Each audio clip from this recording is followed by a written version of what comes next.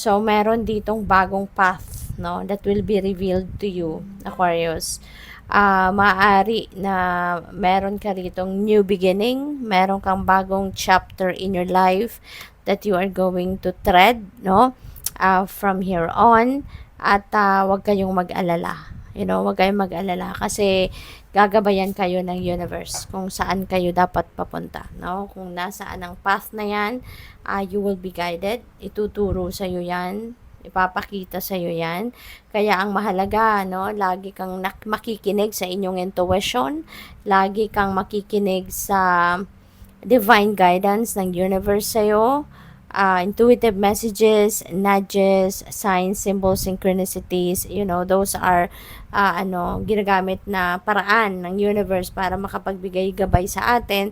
So, make sure na you're paying attention to them, listening to them, at yan ang magiging maging susi, no, para makita mo kung anong path itong ipapakita sa iyo, no? So, what else for Aquarius?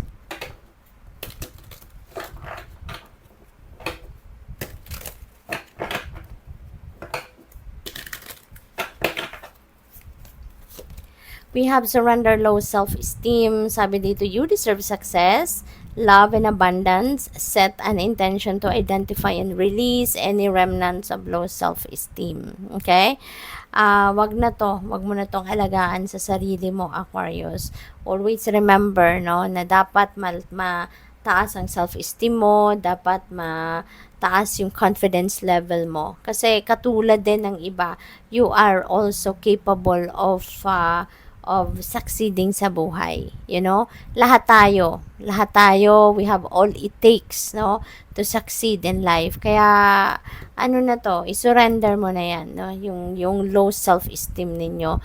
Kasi alalahanin mo na kaya mo din, kung kaya ng ibang magtagumpay, kaya mo din, kasi katulad ko, katulad ng iba, katulad ng mga kaibigan mo, katulad ng kung sino man dyan sa paligid mo, ikaw din, meron ka din talents, skills, and spiritual gifts na binigay sa iyo ang Divine Universe, and use that, no? Use that para mag-succeed ka.